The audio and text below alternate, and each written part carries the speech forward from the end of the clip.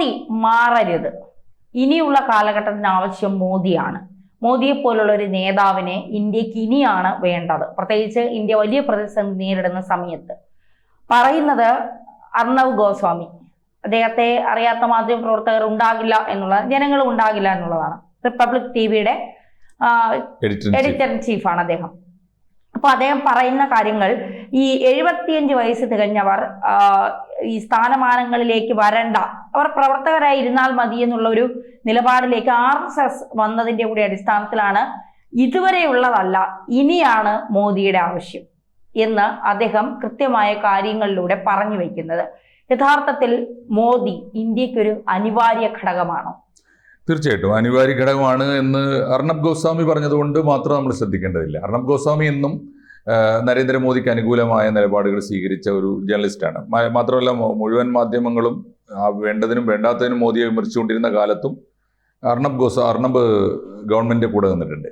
പക്ഷേ ഇപ്പോൾ അദ്ദേഹത്തിൻ്റെ ഈ വാർത്ത ശ്രദ്ധേയമാകുന്നത് അദ്ദേഹത്തിൻ്റെ വസ്തുനിഷ്ഠമായ അവതരണം, ഈ സമയത്ത് മോദി മാറിയാൽ ഇന്ത്യക്കുണ്ടാകാവുന്ന അപകടങ്ങളെക്കുറിച്ച് കൃത്യമായ അദ്ദേഹത്തിൻ്റെ വിശകലനം, അത് മറ്റു മാധ്യമങ്ങൾക്കും ബോധ്യം വരുന്നു.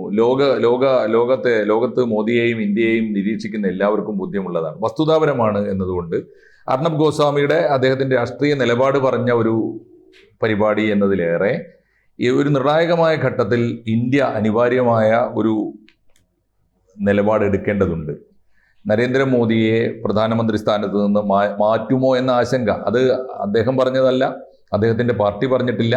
പക്ഷേ പൊതുവേ ഉള്ളൊരു ധാരണ 75-ാം വയസ്സിൽ വിരമിക്കുക എന്ന് പറയുന്നത് അദ്ദേഹം ഉൾപ്പെടെയുള്ള രാഷ്ട്രീയ നേതാക്കൾ പൊതുവെ സ്വീകരിച്ചു വരുന്നൊരു മാർഗമാണ്. മാത്രമല്ല RSSന് അങ്ങനെ ഒരു തീരുമാനമുണ്ട്, അതവർ നടപ്പാക്കുകയും ചെയ്യാറുണ്ട്. അപ്പോൾ RSSൻ്റെ ഒരു മാനസപുത്രനായി വന്ന ഒരു പ്രധാനമന്ത്രി എന്ന നിലയിൽ ഈ കഴിഞ്ഞ മോഹൻ ഭാഗവതിൻ്റെ പ്രസംഗത്തിലും അത്തരത്തിലൊരു പരോക്ഷമായ പരാമർശം വന്നതോടെ ഈ ആശങ്ക വർദ്ധിച്ചു. നരേന്ദ്രമോദി താൻ 75 വയസ്സായാൽ മാറുമെന്ന് മോഹൻ ഭഗവത് പറയുമ്പോൾ ഒരുപക്ഷെ അധികാര സ്ഥാനത്തിരിക്കുന്നവർക്കും അത് ബാധകമല്ലേ?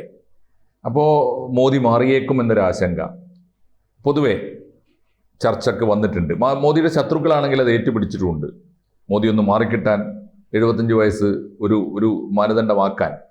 അപ്പോൾ ഈ സമയത്താണ് അർണബിൻ്റെ കോളം. സാധാരണ രീതിയിൽ അദ്ദേഹത്തിൻ്റെ റിപ്പബ്ലിക് ടിവിയിലെ അദ്ദേഹത്തിൻ്റെ പ്രോഗ്രാംസ്, അദ്ദേഹത്തിൻ്റെ ടോക്ക് ഷോ വളരെ ആളുകൾ ഒട്ടേറെ വലിയ ജനശ്രദ്ധ കിട്ടുന്ന ടോക്ക് ഷോ ആണ്. അപ്പോൾ ഇന്നലത്തെ അദ്ദേഹത്തിൻ്റെ കഴിഞ്ഞ ദിവസം അദ്ദേഹം അവതരിപ്പിച്ച പ്രോഗ്രാമിൽ ഈ ചോദ്യം ചോദിച്ചു, മോദി മാറാമോ? മോദി മാറിയാലേ ഇന്ത്യക്ക് എന്ത് സംഭവിക്കും തുടങ്ങിയ വിഷയങ്ങളാണ്. അദ്ദേഹം വസ്തുതാപരമായ കാര്യങ്ങളാണ് പറഞ്ഞത്. ഒന്ന് മോദി വന്ന ഇന്ത്യയല്ല, മോദി ഇപ്പോൾ എത്തി നിൽക്കുന്ന ഇന്ത്യ. 2014 മോദി ഏറ്റ ഇന്ത്യയിൽ നിന്ന് എന്തുമാത്രം ഇന്ത്യ മാറി? ആ മാറ്റം തുടരേണ്ടതില്ലേ? അതിടക്ക് വെച്ച് നിർത്താമോ? അത് മോദിക്ക് പകരം മറ്റൊരാൾ വന്നാൽ എന്തായാലും അതിൻ്റെ തുടർച്ച കുറയും. അതാണ് ഒന്ന്. രണ്ടാമത്, ഈ മോദി നടപ്പാക്കിയ പദ്ധതികൾക്ക് അപാരമായ ഇച്ഛാശക്തി വേണം, ധീരമായ നീക്കങ്ങൾ എടുക്കാനുള്ള ശക്തി വേണം, കഴിവ് വേണം. അത് മോദിക്ക് പകരം മറ്റൊരാൾ വന്നാൽ എളുപ്പമല്ല. അത് അദ്ദേഹം എണ്ണി പറയുന്നുണ്ട്. അതുപോലെ തന്നെ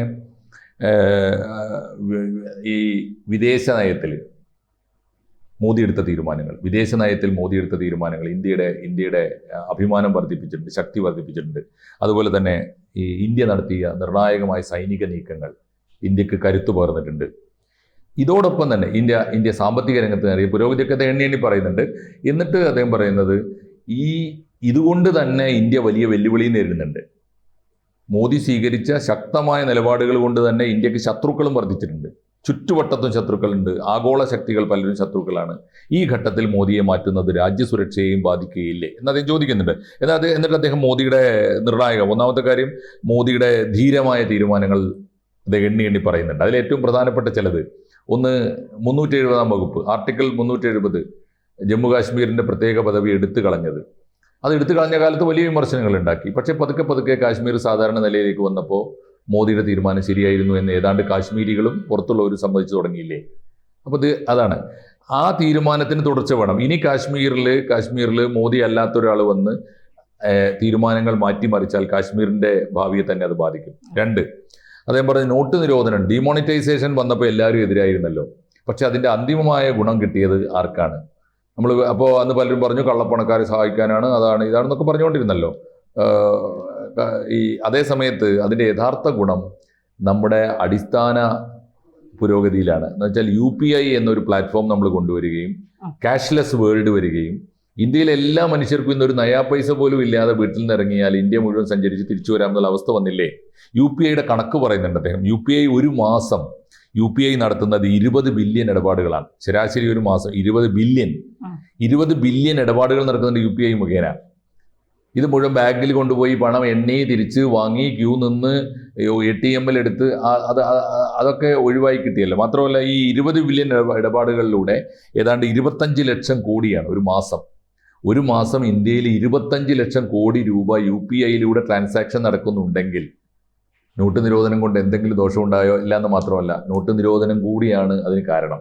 ആളുകൾക്ക് ഈ ചെറിയ നോട്ടുകൾ, ചെറിയ ഡിനോമിനേഷൻ വരുമ്പോൾ വലിയ നോട്ട് കെട്ടുകൾ വേണം, അത് സൂക്ഷിച്ചു വെക്കണം. അതിന് പകരം ഈ UPI ഇടപാടുകൾ ധാരാളമായിട്ട് മതി. ക്യാഷ്ലെസ് ഇന്ത്യ വന്നു. 2, വിദേശ നയത്തിൽ വന്ന മാറ്റം. വിദേശ നയത്തിൽ നരേന്ദ്രമോദി കൊണ്ടുവന്ന മുദ്രാവാക്യമാണ് ഭയം വേണ്ട, അഭിമാനം മതി.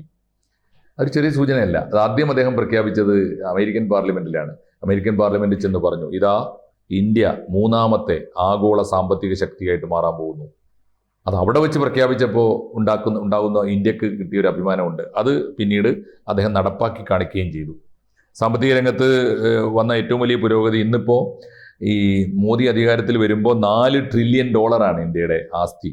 ഇന്നിപ്പോൾ അത് $10 ട്രില്യൺ മാറിയിട്ടുണ്ട്. പറഞ്ഞത് പാലിച്ചു. അപ്പോൾ അങ്ങനെയാണെങ്കിൽ ഇനിയും മോദിക്ക് പറയാനും തീരുമാനമെടുക്കാനും നടപ്പാക്കാനും അവസരം കൊടുത്താൽ എന്തെന്ത് പുരോഗതി അദ്ദേഹത്തിൽ നിന്ന് പ്രതീക്ഷിക്കാം എന്നാണ് അദ്ദേഹം പറയുന്നൊരു കാര്യം. വേറൊന്ന്, ഈ പ്രധാനപ്പെട്ട ഒരു കാര്യം, വിദേശ നയത്തിലെടുത്ത നിർണായകമായ തീരുമാനങ്ങൾ, പ്രത്യേകിച്ച് റഷ്യൻ എണ്ണ, നമുക്ക് ഉപരോധം വന്നല്ലോ. അമേരിക്കയുടെ ഉപരോധത്തിന് മുമ്പിൽ ഒട്ടും മുട്ടുമടക്കാതെ, അമേരിക്കയുടെ ഭീഷണിക്കും വെല്ലുവിളിക്കും വഴങ്ങാതെ റഷ്യൻ എണ്ണ വാങ്ങും എന്ന് തീരുമാനിച്ചു. വാങ്ങുക തന്നെ ചെയ്യും, അത് തുടരുക തന്നെ ചെയ്യുമെന്ന് പറയുകയും ഇപ്പോഴും നടന്നുകൊണ്ടിരിക്കുകയും ചെയ്യുന്നു. അതിന് പകരം അമേരിക്കൻ ഉപരോധത്തെ പിടിച്ചു നിൽക്കാനുള്ള സമാന്തരമായ പരിപാടികൾ, മറ്റു മാർക്കറ്റുകൾ, മറ്റു ലോകബന്ധങ്ങൾ ഒക്കെ നമ്മൾ ശക്തിപ്പെടുത്തുകയും ചെയ്യുന്നു. അതാണൊന്ന്. വേറൊന്ന് പ്രധാനപ്പെട്ട ഒരു കാര്യം സൈനിക നീക്കങ്ങളാണ്. ഇന്ത്യയുടെ അഭിമാനം ഏറ്റവും കൂടുതൽ വർദ്ധിപ്പിച്ചതാണ് നമ്മുടെ ഓപ്പറേഷൻ സിന്ദൂർ വരെ എത്തി നിൽക്കുന്ന സൈനിക നീക്കങ്ങൾ. അതിന് മുമ്പുള്ള നീക്കങ്ങളൊക്കെ അത് എണ്ണി പറയുന്നുണ്ട്. ഇപ്പോൾ ബാലാക്കോട്ടിലെ എയർ സ്ട്രൈക്ക്, നമ്മൾ വ്യോമാക്രമണം നടത്തിയല്ലോ. അതിന് മുമ്പ് നടന്ന ഓപ്പറേഷൻസൊക്കെ അദ്ദേഹം പറയുന്നത് 2016-ലെ ഉറിയിലെ ഭീകര ക്യാമ്പുകൾ ആക്രമണം നടത്തിയത്, 2019-ലെ പുൽവാമ, ഇതൊക്കെ എണ്ണി പറഞ്ഞിട്ടാണ് ഓപ്പറേഷൻ സിന്ദൂർ വരെ എത്തി നിൽക്കുന്നത്. ഓപ്പറേഷൻ സിന്ദൂർ 3 ദിവസം കൊണ്ട് പാകിസ്ഥാൻ എന്നേക്കും എന്ന മട്ടിൽ നമ്മളോട് കീഴടങ്ങിയല്ലോ. അതൊരു ചെറിയ നേട്ടമല്ല എന്ന് പറയുന്നുണ്ട്. ഇതൊക്കെയാണ് കാരണം. ഈ ഒരു സാഹചര്യത്തിൽ ഇന്ത്യ വലിയ മുന്നേറ്റം നടത്തിയിട്ടുണ്ട് ലോകത്തിന് മുമ്പിൽ. ആരും പ്രതീക്ഷിക്കാത്ത വളർച്ചയാണ് ഇന്ത്യക്കുണ്ടായത്. അതുകൊണ്ട് തന്നെ ഇന്ത്യക്ക് ശത്രുക്കളും കൂടുതലാണ്.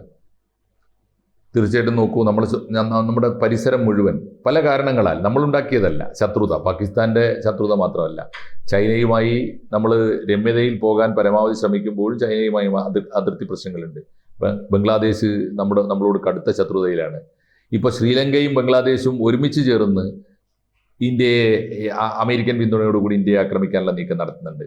ഇപ്പോൾ ഏതാണ്ട് നേപ്പാളിലെ കലാപത്തിൻ്റെ അടിസ്ഥാന കാരണങ്ങളിലൊന്ന് നേപ്പാളിലെ അവിടെ അധികാരത്തിലിരുന്ന ഒലി ഭരണകൂടത്തിന് ഇന്ത്യയോടുള്ള ശത്രുതയാണ്.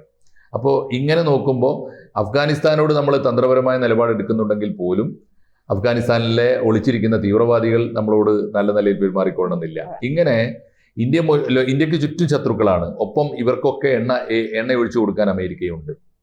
ഈ ഒരു സാഹചര്യത്തിൽ മോദി മാറുന്നത് അദ്ദേഹം തുടങ്ങി വെച്ച ദീർഘകാല പദ്ധതികൾ, പ്രത്യേകിച്ച് 2047 വികസിത ഭാരത് എന്ന് പറയുന്നുണ്ടല്ലോ, വികസിത ഭാരതം എന്ന സങ്കല്പം, അതിലേക്കുള്ള ധാരാളം പദ്ധതികൾ ആവിഷ്കരിച്ച് നടപ്പാക്കി വരുന്നുണ്ട്. ഈ സമയത്ത് മോദി മാറാൻ പാടില്ല എന്നാണ്. മോദി മാറുമോ എന്ന ആശങ്ക എല്ലാ മാധ്യമങ്ങളും ഉയർത്തുമ്പോൾ മാറരുത്, മോദിയെ ഇനിയും വേണം, മോദി ഇനിയും വേണം എന്ന് ആവർത്തിച്ച് പറഞ്ഞുകൊണ്ടാണ്, അടിവരയിട്ട് പറഞ്ഞുകൊണ്ടാണ് ആ ഷോ അദ്ദേഹം അവസാനിപ്പിക്കുന്നത്. തീർച്ചയായും അത് അദ്ദേഹത്തിൻ്റെ മാത്രം നിലപാടല്ല എന്നുള്ളതുകൊണ്ടാണ്, അർണബ് ഗോസ്വാമി പറഞ്ഞു എന്നതുകൊണ്ട് മാത്രമല്ല, ആ നിലപാട് എല്ലാ ഇന്ത്യക്കാരുടെയും മനസ്സിൽ ഏതാണ്ട് ബോധ്യമുള്ളത് കൊണ്ടാണ് ആ പ്രസ്താവനയ്ക്ക് വലിയ സ്വീകാര്യത കിട്ടുന്നത്.